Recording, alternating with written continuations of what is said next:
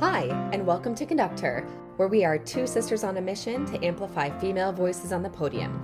Join us as we interview leaders in the field of choral music, share resources, and build a community for current and future teacher conductors, all while exploring the gender divide. I'm Kira Starr. And I'm McKenna Stenson. And we are Conductor.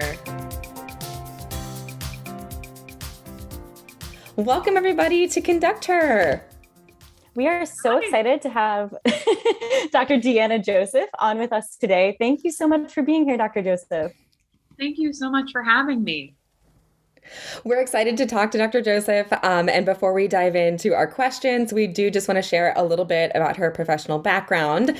And for anybody that just attended the ACDA Regional Conference, Southern Conference, the Georgia State Choir just performed. They were phenomenal. So you may have seen one of her groups perform there. And here's a little bit more about her. So Dr. Deanna Joseph is professor of music and director of choral activities at the Georgia State University School of Music, where she conducts the university singers and leads the master's program in choral conducting. A recent review of her work states, "The choir sings with great musicality, excellent intonation, clear diction, and a healthy and beautiful palette of tone colors." And that's from the Choral Scholar. Deanna Joseph holds conducting degrees from the Eastman School of Music. She is the founder and co-artistic director of the Atlanta Summer Conducting Institute, a conducting masterclass that draws conductors from across the country. Welcome again, Dr. Joseph. Thank you. It's an honor to be here. Thanks so much for the invitation. Well, I had the opportunity to work with Dr. Joseph and her husband, Dan, at the Atlanta Summer Conducting Institute last summer. And when Kira and I were starting the podcast, we knew, we were like, we've got to get Dr. Joseph on the podcast because it was such a wonderful week. And I feel like I learned so much from that time. So we're excited to share some of your insights today with our community. And we're going to dive in with a couple of questions that we ask all of our guests. So Kira, why don't you get started? All right. So our first question is, would you just tell us a little bit about your upbringing and how you came to choral music? Sure. So I'm originally from Pittsburgh, Pennsylvania, and I grew up going to Catholic school, which very small Catholic school. And that was kindergarten all the way through the end of my undergrad. And I did not have the good fortune of being in a music program when in school that was super large and thriving. And like a lot of students have had all-state experiences and all that. And I did not have that. But I did have my elementary school music teacher was the first one to sort of point me in this direction. So both of my parents are hairdressers, not musicians. And I am in my first grade general music class, and my elementary music teacher called my parents and said, "Deanna seems really like there's something about her that's musical, and there's this children's choir, and I think that she should audition for it." And so I have a very clear memory of going to the audition and all the things I had to do. And I brought my little stuffed animal dog with me.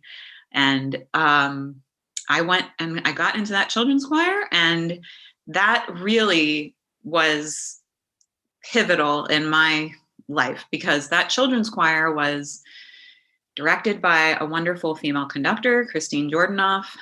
She was also the chair of music education at Duquesne University, where I wound up doing my undergraduate degree.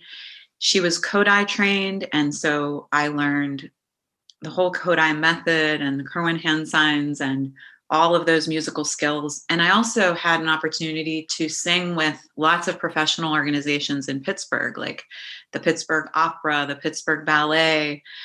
So I was simultaneously in this very small school, but I was having all of these extracurricular experiences in music that were really high level and really shaped me from a young age. So that's kind of my story. Amazing. Yeah, I related to what you were saying because I taught in a Catholic school prior to my master's program, and a lot of the freshman students had, really no music education prior to attending high school. So it's very interesting building a program when, music literacy was not taught at a young age. And we actually had our mom as our elementary school music teacher. So we had a very solid foundation growing up with Kodai and the hand signs as well. And I mean, it is a fascinating difference between public and private school. It really, really is. And I the first All-State I ever attended was one I conducted. And so, I mean, that was a really big learning curve for me. I was like, this is what I was missing out on. I never even auditioned for any. I just didn't have that. I didn't even know about them. So, wow. Really, really an interesting way to grow up. And yeah. What was that first All-State, if you don't mind sharing? It was in North Carolina. Wow, that's amazing. I was extremely scared, but it was really wonderful. It went well, and after going through the whole experience, I totally understood why they are such wonderful experiences for the students that do them. And I will admit, I have sort of this little dream that someday I'll get to bring my daughter or my son with me on an All-State to sort of really bring it full circle. But that would mean they have to get accepted. So. Well, Georgia, look out. They're coming. They're coming. So I know you mentioned Christine Jordanoff and that elementary education and mentorship, and how amazing that you got to see a person in female leadership from such a young age. And I imagine that was really influential for you. Beyond that specific teacher, is there an event or a series of events that were inspirational for you to choose music as your career? I know you talked about getting to do some of those opportunities in Pittsburgh, but is there one moment you can pinpoint? Actually, yes. So I had this duality going on where I was raised in a very, I'm the oldest of 4 kids, Catholic family, obviously. My mom was a stay-at-home mom, wonderful person, human being, and I'm fully supportive of stay-at-home moms. But then I'm also seeing this female conductor that I had in my life, and so I'm kind of grappling with all of this. And I actually started college not as a music major. I wasn't sure I was ready to commit to it, and I didn't know what I wanted to do. Or I think I actually let me rephrase that. I think I did, but I think it was so far back in the recesses of my mind. And I think despite having this female conducting mentor, I didn't really see that I could go there career-wise. So after my first year of college, I did audition for the music school because I was missing it so much. And I knew I had to do it somehow. And I didn't know exactly what that career was going to look like, but I thought I want to teach, I'm going to do music education. And Duquesne, where I went, had a very thriving music education program. So it was a great fit. And then my second year as a music major, I took conducting. And that was where the pieces really started coming together. And at the time, Brady Allred, who is the conductor now of the Salt Lake Vocal Artists, he was the director of choral activities at Duquesne when I was there. He's fantastic. He's just one of the best musicians I've ever worked with. He's just an amazing, amazing musician, amazing choral conductor. So one time he had to go away and do an honor choir or an All-State or something. And we happened to have this informal daytime performance. And I don't even know what it was for, but it was happening and he wasn't going to be there. And so he picked a few of us that were in the choir to sort of conduct a few pieces. And I happened to be one of these people. And I got to rehearse the piece a few times. And that was I was super happy doing that. And then in that concert, I can remember it. I'm conducting. It was this Mack Wahlberg folk song arrangement. And I just had this voice speak to me. This sounds so crazy, but it was just I had this feeling this is what you're going to do with your life. It was clear as, I call it my moment of clarity. It was clear as day. And it just, And I can remember going back to my dorm room to my boyfriend of the time and saying, Chris, I'm going to go to grad school for conducting. I'm going to be a conductor. I'm going to be a collegiate choral conductor. And I can remember his reaction was kind of like, ha ha ha, yeah, uh-huh. But that was it. It was after that, and I started ordering books to all the grad schools that I knew that were in my area. And I wanted all the lookbooks, and I started that was my laser focus after that day. So was that your sophomore year of your undergrad, do you think? I think it was probably my on paper junior year, but okay. I was only a sophomore in the School of Music. So makes sense. Yeah, that's incredible that you had that moment of clarity and then there we go. Yeah. On it. I felt like, and I think that was also linked to my upbringing. I was raised in this super religious, spiritual environment. And I really did feel like it was like that moment gave me permission to I felt like I was really on a calling path type of a thing. I still feel that way, honestly. A secular vocation sort of. So yeah, that was it. And then that kind of gave me the courage. I don't think I would have ever auditioned at the schools I did or done any of these things if I really did feel like I was coming at it from this place of pure intentions. And I felt like, well, if I had this, then there's some way that it's going to happen because this is beyond me, this is what I'm supposed to do with my life. So I just did it.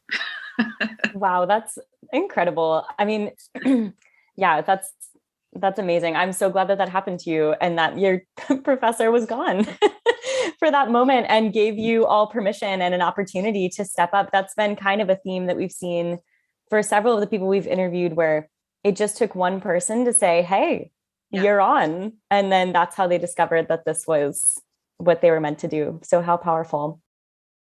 This is kind of a great lead up into our next question, which you've mentioned a few people already, but who and or what was helpful and influential in your journey? And you could rename some of the people you said, or maybe there's a few other people you want to shout out. Mm-hmm. Sure. So I've already mentioned Christine Jordanoff.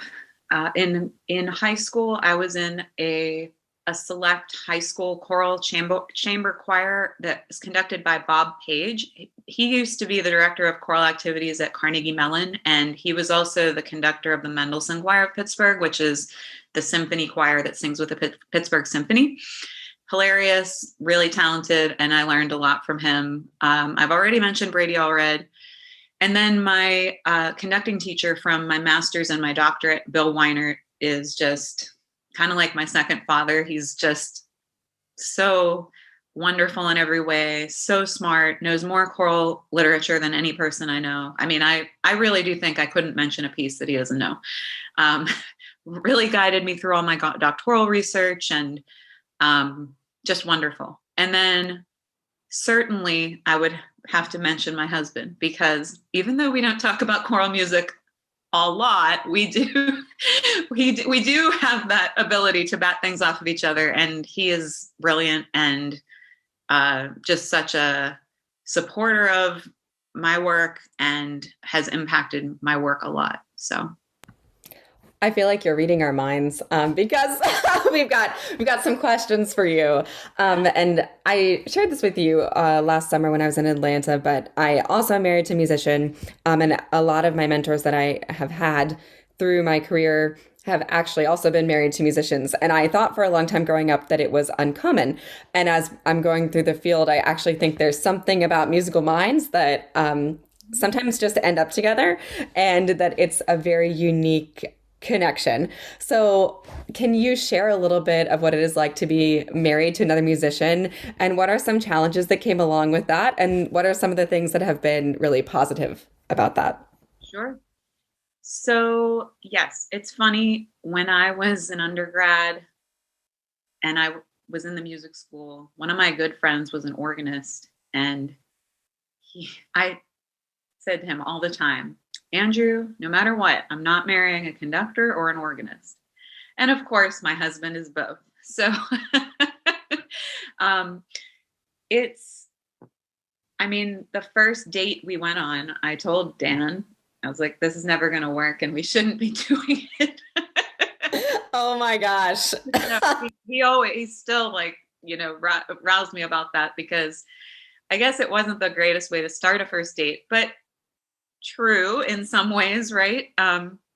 So yes, challenges for sure. Dan is 7 years older than I am. And his teaching position before he started where he is now at the University of Georgia was also in the Southern Division of ACDA. He taught in North Carolina. And so when we moved here, we were just dating, and I got this job where I am at Georgia State. He was at the University of Georgia, but I hadn't even completed my doctorate. I had never done anything in the Southern Division. I was just starting a tenure track. Meanwhile, he was already very well established in the Southern Division of ACDA. He was coming in as a full professor. And those first few years, I really felt like, we would go to conferences and, people would only talk to him. Like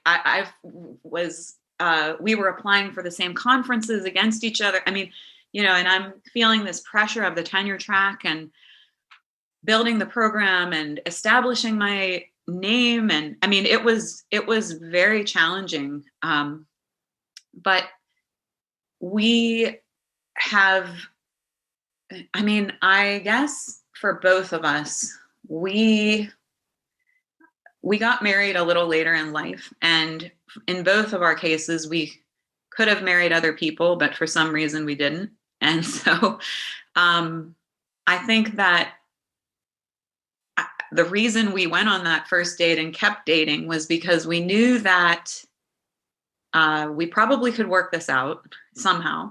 And there was something unique that was worth pursuing, even beyond the challenges that were inevitably going to come up. And we've been able to do that. I will say that I personally feel like I've really grown past a lot of like our early growing pains, because I'm tenured. I've been able to do the things like the All States and the conference performances, and I feel like I've had time to sort of catch up, or I'm kind of where I want to be in my career, and that has certainly like eased that insecurity in myself. I feel like I'm closer to the place he was in maybe when we first moved here now. So yeah, it really is it's a special thing to be with someone who really does understand all these things. So yeah, that's kind of, did that answer the question thoroughly? Absolutely. And I guess a follow-up question to that, and this is for you to choose to answer or not. Do you think in the early years that a lot of that, you go to the conferences, maybe you're standing there and someone's talking to Dr. Barra, but doesn't give you the time of the day. Do you feel like part of that was also because of just being a young female in the field, or that you just weren't established yet? I'm just curious if you have any thoughts on that. I think a large part of it was, I personally don't think it was a gender issue. I think part of it is, and this is another thing I've personally had to grapple with, is just that Dan leans towards being more extroverted. Like at conferences, he's like, he could stay out all night and I enjoy that as well, but I definitely lean towards being more introverted. And so he would be, he's very gregarious and I would sort of, maybe if I had a different personality, I would be like going out there and hey, but I'm more introverted anyway. So I was kind of just being quiet, but then feeling like I should be networking or whatever else, and not feeling like I was particularly good at that. And like, it wasn't really me. And so I kind of had to just evolve into it, in my own time and in a sort of authentic way for myself, if that makes sense. Those conferences, they can be wonderful, but for me, they can also be a bit draining. Like they're just, it's a lot. It's a lot. So, yeah. I so relate to that because I just was at ACDA Western and I came home like on the third night and looked at my husband and was like, maybe I'm an introvert. Like I'm just exhausted. And I don't think I am, but I think it is important for people to hear that not everyone in our field is that cheerleader, 150% outgoing all the time kind of person.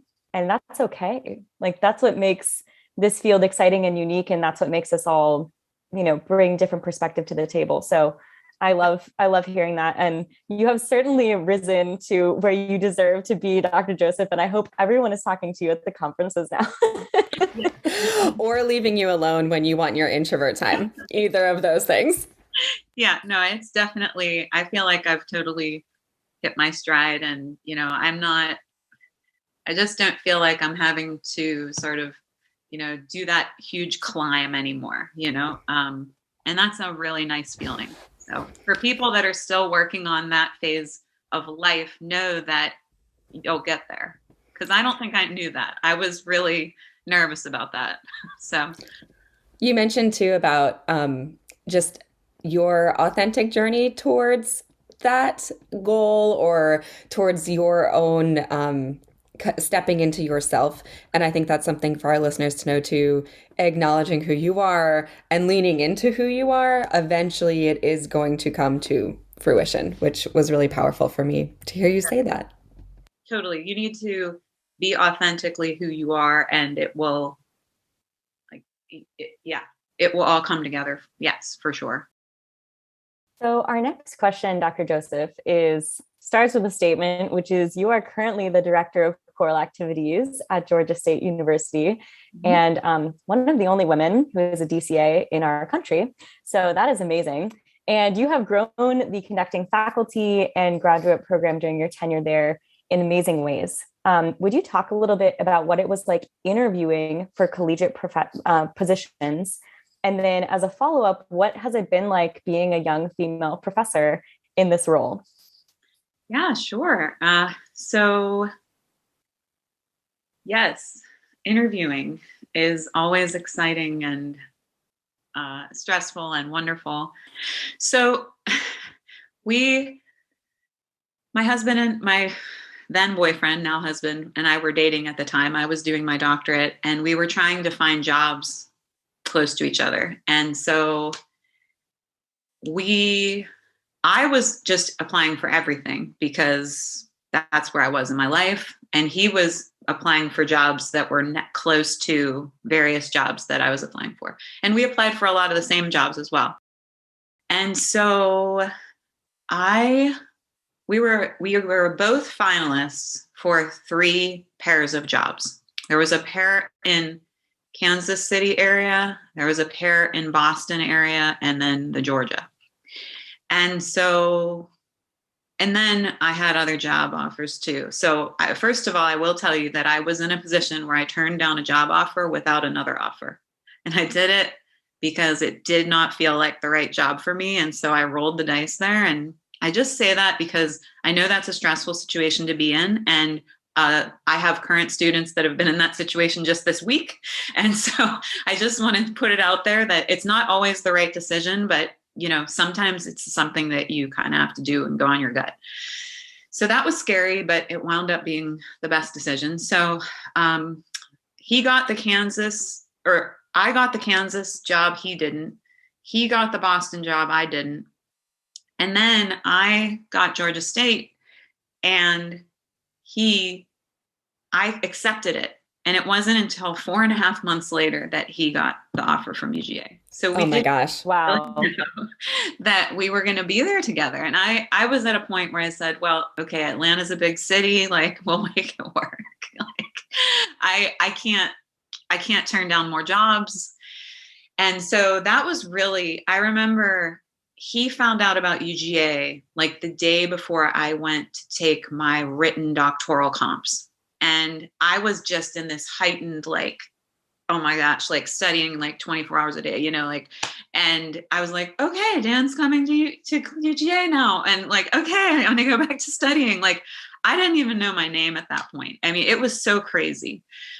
So I feel like you are speaking directly to my soul right now because my comps are in 2 weeks and I'm like, I know what you mean. I know what you mean. my advice, just take them. Just take them and just take them. I didn't feel like I was like, yeah, I'm ready.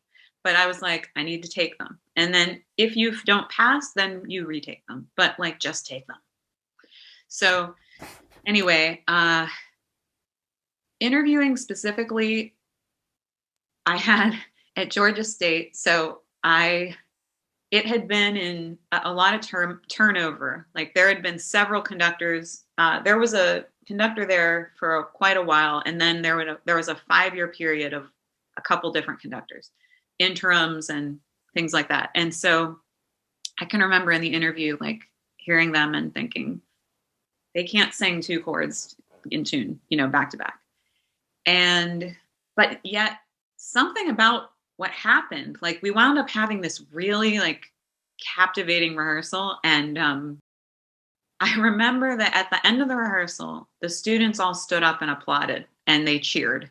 And I was like, okay, this went well. Now, I didn't know, what, if I was going to get the offer, because I do think at that point there was the female, like, am I just shortlisted because I'm the woman that they want on the short list? And, I was, just maybe 31 or so at the time. And, am I getting old enough for this job? And all those sorts of things sort of going on in my mind. But I can remember, saying to Dan, I think I won this job. I think I have a strong chance at it. And I was walking around in the street. It's a very urban campus. And, I was like, I can see myself here. And, the Atlanta Symphony Chorus is right here and like all this stuff. And I was like, I feel like we could make something work here.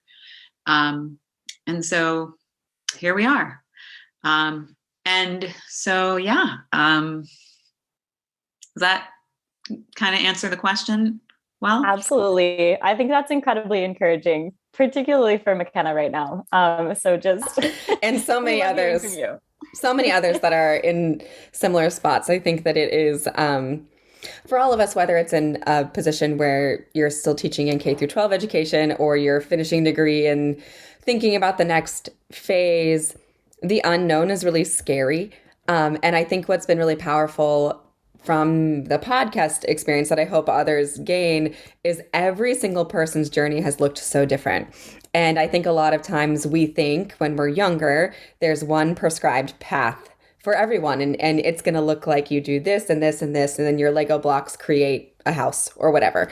And the reality is it's not like that at all. And every single person's story is unique and authentic to them. So it's pretty incredible to hear you talk about, well, one of us got this, not the other, and one of us got this, not the other, and then we took a chance. And I think the chance taking part is really powerful, and also the message of going with that gut instinct, which habitually can be so challenging for people. And I think that that's really important to take away from what you just shared. It can be really, really challenging, and trust me, I understand. But I also believe that if you feel that this is your path, then you're going to have a path. It's going to become clear. You just can only go one step at a time. Sadly, we can't know the whole path. That also is important. One thing at a time. So sort of related to our prior question about interviewing and getting to Georgia State, can you share a little bit about timing in your life, and specifically about moments where you were considering returning to school to pursue higher education, and also as a secondary part of timing about starting a family and what that's been like for you while maintaining a thriving professional career? Sure. So the returning to school piece and the timing of all the career things. So mine was interesting in that between my master's and my DMA, I taught at Smith College in this lecturer position that you probably have seen because it posts every 2 to 3 years. And so I had that job, which was amazing, and like, I absolutely loved it. But I knew that that had an end. So I had 2 to 3 years. You get evaluated at the end of your 2 years. And then I did get the third year. And then at the end of that third, I knew, I was like, okay, this is the end. And so I was auditioning for DMAs in my third year at Smith. And then the conductor that had been at University of Massachusetts, Wayne Abercrombie, for like 30 years, retired. And serendipitously, my DMA auditions start coming back, and it wound up that I kind of, after all of it shook down, I really wanted to go to Eastman.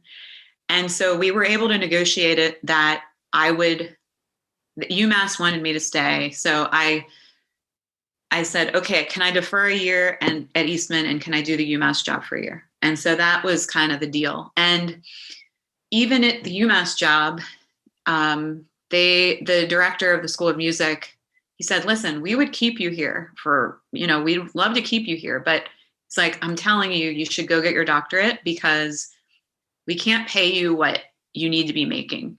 And you should really try to get the tenure track job, and, you could be in a higher salary bracket and all of that stuff. And so I decided at that point to do my doctorate. The timing can be tricky, and it can be difficult for, I think, specifically for women that do want to have kids. And I was on an interview during this, when I was auditioning after my doctorate, when I ultimately wound up coming to Atlanta. One school, the dean, who is a woman who had kids, said to me in my interview with her, well, just so you know, the order is tenure, then babies. Oh my gosh. What? Whoa. And so, I kind of I was like, okay, like, I mean, I thought, okay, this should be offensive, but like, I don't even know what to say right now. I'm just gonna I just kind of laughed, and it moved on, and I was like, okay. It is, I will be very candid in this conversation, because I think it's important to talk about these things. So I didn't have my daughter. My daughter is 5.5 now. And, I did wind up having her right after I got tenure. But that was because, I had, many miscarriages, and that was because of my age. Okay. And so I think that this is a situation where you have to do what's right for you. And, I've done the traveling and pumping, and our last tour to Europe, she was with us, and she was 10 months old, and, I'm like breastfeeding her in, Germany and Austria. And I mean, it can be crazy, especially that baby phase. And certainly having the baby phase. I mean, I conducted my first conference not pregnant this year. Oh my gosh. Wow. Well, yay. Congratulations on that. I bet it felt very different. I will say, I did see you conduct the Virginia Treble All-State when you were pregnant, I believe, with your daughter. And that, just so you know, like the impact that it had on young female teachers, seeing that, I was like, she can do anything. If she can do this, she can do anything. And I think that is, in my life, and I'm 31, that was the first time I had ever seen a person on the podium conducting pregnant. And it was like a light bulb went off. I was like, oh, you don't have to pick? You don't. And I can tell you, I have a lot of anxiety with both of my kids, and particularly when I have to travel, like that's what really gets me. Like, but you know what? They are like, it's a give and take, because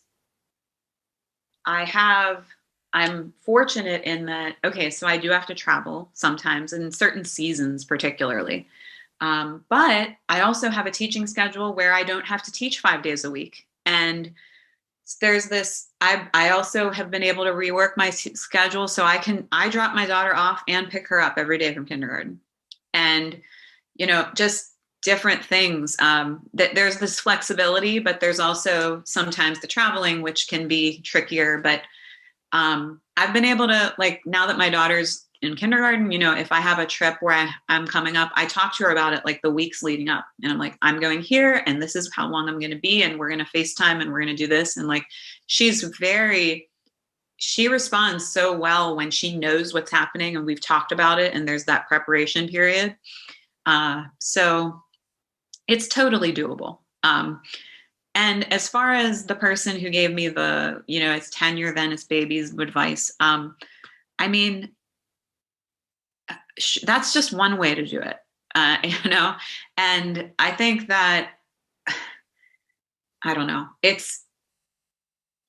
I call it a beautiful mess, it's just like, I wouldn't have it any other way, if that makes sense. I'm doing it and I'm doing what I love. And I also really, really, really wanted to be a mother. And I'm really, really, really happy that I'm able to do that. So it's not easy, but is it worth it? I mean, yes. Like I want to, if I live to be 80 something, I want to be like, look back on my life and say, no regrets. Dr. Joseph, I'm like almost in tears. That was so beautiful. That was amazing. Yeah. I don't know. As McKenna said, I remember her actually telling me about watching you conducting whilst pregnant. And I still have not seen that yet. So looking forward to seeing some other really powerful pregnant women on the podium on some big stages. There are probably many more, but they're just like, the worst part of it is just finding shoes that fit your feet. That's if you're like me, you'll be retaining water and like jamming your feet into your shoes like 2 minutes before you walk on stage. That's the hardest part. But I mean, the reality is, I love it. I love it.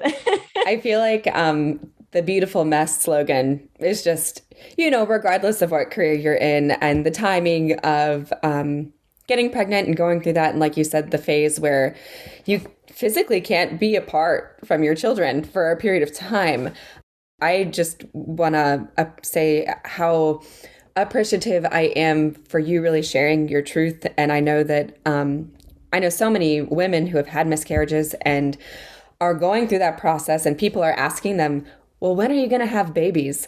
And you never know. You never know what is going on in someone's life. And so for our audience out there, just know that it's not always clean. It's not always clear. And there's a lot that comes with just the process of getting pregnant and getting to that point. Exactly. And I mention it because I was one of those people that didn't even know about that side of it. And yes, it happens. It happened to me numerous times. And I still, thank goodness, have 2 healthy kids. And, it is helpful, I think, just to even know it's possible and know that there are people that have been through it and they've still been able to have successful pregnancies.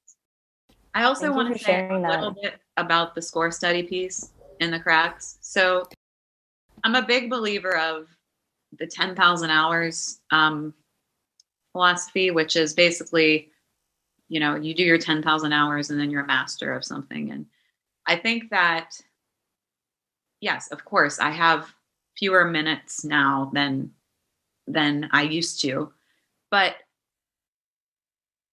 there's also this bank of knowledge that I put in the bank so much and for so many years. And I draw on that now. And, when I had to pump in the 15-minute breaks at whatever Allstate or whatever, I had to do that. And I still did a great Allstate, and you will be the same if that's what you choose. You're putting the money in the bank and it's going to be there. That knowledge isn't going anywhere. I also have seen your intentional planning, which I don't know. I'm assuming this is intentional. It seemed really intentional, but I got to see, university singers perform at ACDA Southern, and I'm going, ah, amazing. This piece was in the Atlanta Summer Conducting Institute packet, and this piece was in the packet, and all that score study that she did was so applicable for the fall semester and the leading up of that. Yeah, I oftentimes will put pieces that I'm considering in the Summer Conducting Institute because it gives me an opportunity to live with them and sing them, and I kind of either develop more of a crush on the piece or not, So yeah, and it's about sort of multitasking, and yeah, that's all we have to do. Absolutely. I love that. Yep. I had one question, Dr. Joseph, that's not on our list, but I just thought about it while you were talking. One of my professors also had a baby when she was working at a university, and when she was pregnant and she told her colleagues, no one said congratulations to her or even acknowledged that she was pregnant, like the entire time. And this has now been, I think, about 20 years. So hopefully times have changed, but would you mind sharing the reaction of, your employer and perhaps just other people in your department when you announced your pregnancy? Sure. My department threw me a baby shower. So that was really nice. That's amazing. Response. I mean, normal. Brought gifts, and I mean, it was just, everyone was really happy. And I will say this, because earlier you asked about getting a second position at Georgia State. Part of how I created the opportunity for that was by having my daughter. So that position came into existence when I was pregnant with my daughter. And there was a little more to that story, which has to do with another job offer and different things. But basically, they hired someone to help out with my maternity leave and created a full-time position as a result of that. So sometimes these things can also be opportunities in a funny way. So yeah. And pretty incredible. We actually got to talk to Dr. Senjin not too long ago and just kind of chat about the opportunity to work on an all-female team and what that has been like to collaborate in that way, because it's not something that you see right now, at least at many universities. And so I wonder if you might have any thoughts on that, since we've kind of dovetailed into that. Yeah, it's definitely fun. And we've had the predecessor, Dr. Senjin's predecessor was also a female, had two kids while working at Georgia State. And it's been wonderful. I mean, I think that I feel that I have a unique bond with female conductors, and there's just this sort of unspoken sisterhood. I know I feel sort of like, I gotcha, solidarity type of feeling with other women who are conductors. So yeah, I enjoy it very much, having that opportunity to collaborate together on the faculty. I love that so much. I mean, that's the dream. Like, truly, I want to see more of that around our country, and perhaps there is another school. And if so, like, let us know, because we'd love to talk to you. Yeah, right. Somewhat related to all of this, our next question is one that we've been tending to ask in every interview, which is, could you share a time when you faced discrimination in our field? And what suggestions do you have to others who are maybe working through a situation like that themselves, or just in general are trying to overcome the adversity? Mm-hmm. A few times, some former colleagues, there was a little bit of wonkiness, shall we say, in the opera voice area, much earlier in my time at Georgia State, with colleagues that are no longer on the faculty. And I remember an instance where somebody said, well, you better watch, they won't tenure women here. And we were having a meeting in my office, and that was kind of thrown in my face. And that was really, I mean, to insinuate that I wouldn't get tenure because I'm a woman was really odd. And it made me feel anxious. I didn't believe it, but it was just the fact that that was like thrown out there. It felt like it was being used as some sort of weapon or something. Um, and I can remember just talking about it with Dan and just thinking to myself, well, I have to just have work that is above reproach because, it has to be an open and shut tenure case. That's as simple as that. It doesn't matter if I'm male, woman, whatever, the documents that I put out there, they're going to be above reproach, and then I don't have to worry about it. And so that's kind of where I set my mind. I think that there are times where maybe people walk on top of me, or like people don't want to hear an idea or tell me something that is not like, well, we're going to tell you how you should do this, run the program, or you should do this or that. And I wonder if that kind of stuff is gender related. But even when I've had these little bumps here and there, I always come back to developing the relationship with the person and never, ever address something over email, never just call them, or better yet, meet for coffee or something and say, hey, I feel this way, and can we work through it? It's just no question the best way to handle when stuff like this comes up. And I think it's a great way to work through any gender related issues. I mean, you could even say to somebody, I felt like you were acting this way because maybe you think you can walk on me because I'm female, or I'm a petite woman, or something like that. Or, and it's amazing how quickly that will just kind of make that go away. When I was in graduate school, my church choir had a man in the tenor section who was a former band director. And in the middle of one of our Wednesday evening rehearsals, he raised his hand and he said, Deanna, a 2 pattern goes like this. And he starts conducting.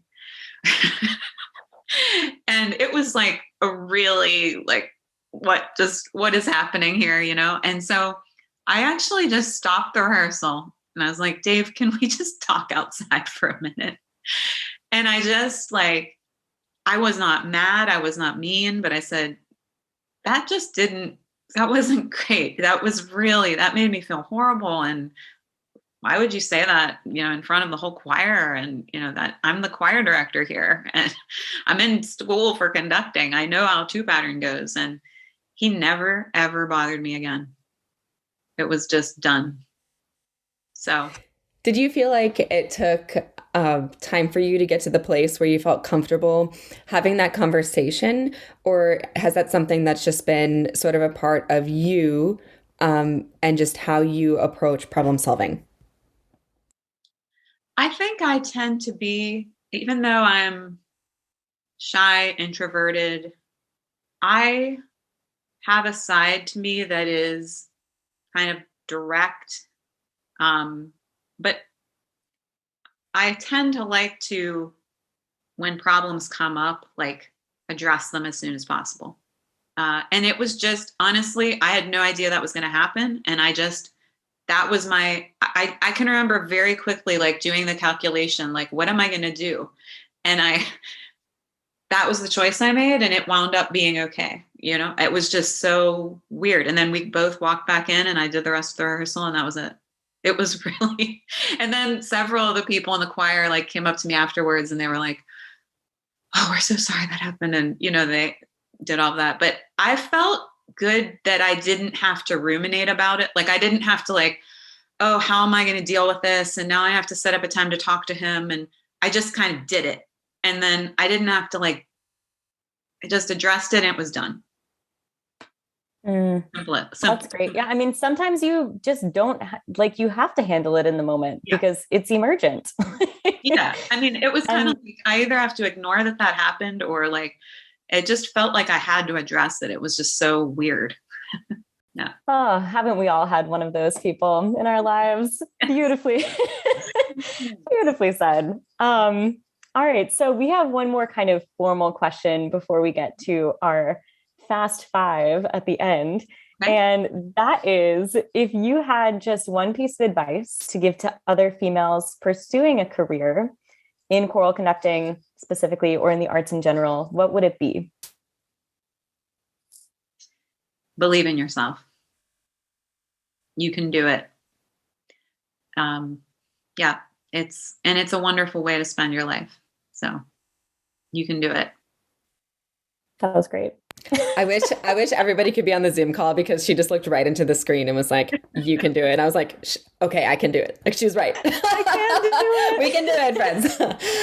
And I know that you have been such a mentor to so many in your own graduate program at Georgia State, male, female, non-binary, however people identify. And it's really beautiful to see Atlanta is such a rich center of so many different backgrounds. And I appreciated at the Southern Conference seeing you lift up, all of your students through that performance. That did not go unnoticed and was really powerful to see and to experience. Yes, we're a diverse student body, and I love it. It's so wonderful. So we are going to dive into our fast five, which we have realized may not be as fast as we thought they were, but we'll do our best. And so these are just quick questions, off the top of your head that you come up with, no pressure. And the first one is, what is your favorite choral octavo of the moment, or favorite choral composer of the moment? Something that you've been enjoying and would want to share. That's really hard. Well, I guess right now, I always love when I'm conducting right now. And right now we are getting ready to, in just a few days, we're going to record the Duraflame Requiem. So that's my favorite right now. I know it's not an octavo, but maybe we could pick one movement, the Kyrie. Amazing. Great answer. A classic. All right. Number 2, what is one misconception about you? One misconception. Well, okay, I'll tell you what my husband calls me. He calls me the wolf in sheep's clothing. So I guess I love that so much. So I don't think I'm a wolf, but I guess that's his way of saying that, there's a fierceness there that maybe you don't get from, just the visual, the first visual, I guess. Absolutely. I can see a wolf, Dr. Joseph. You know what? You are. So that kind of leads into our next one, which is, I guess sort of, I don't know. We'll see what you come up with. What is one word that you would use to describe you on the podium?